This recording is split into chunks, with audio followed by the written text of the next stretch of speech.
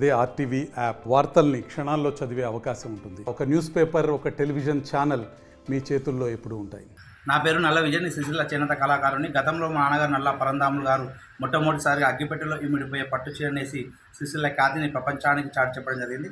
అదే స్థాయిలో ఆయన వారసత్వాన్ని పుణికిపుచ్చుకొని నేను కూడా అగ్గిపెట్టెలో చీరనే కాకుండా షాలోను మరియు కనివిని ఎరగని రీతిలో 202 రంగుల చీరనే కాకుండా 3 గొంగుల చీరను మరియు కుట్టు వేయకుండా జాతీయ జెండాను తయారు చేసి గోల్కొండ కోటపై ఎగరవేయడం జరిగింది.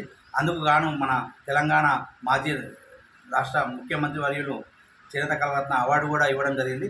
దానికి ఎంతో సంతోషపడి మరిన్ని అద్భుతాలు తేవాలనే ఉద్దేశంతో అరటి నారతో చీరని కాకుండా తామర నారతో చీరను మరియు వెండి కొంగుతో చీరని కాకుండా బంగారు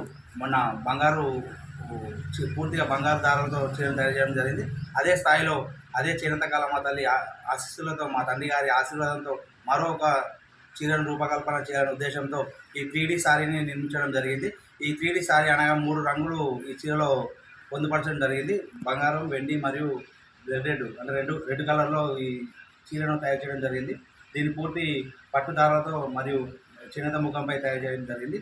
దీన్ని మన శ్రీరామనవమి సందర్భంగా ఈ 3D శారీని తయారు చేసి మన భద్రాద్రి సీతమ్మ మరియు రామయ్య గారికి కానుకగా నేను ఇవ్వడం జరుగుతున్నది. త్వరలో భద్రాచలం ఈవో గారికి కూడా ఈ చీరను త్వరలో అందిస్తానని చెప్తున్నాను. ఈ చీర వెడల్పు వచ్చేసి 5.5 మీటర్లు, పొడవు వచ్చేసి 5.5 మీటర్లు, వెడల్పు వచ్చేసి 48 ఇంచులు. దీని బరువు వచ్చి 600 గ్రాములు అండి.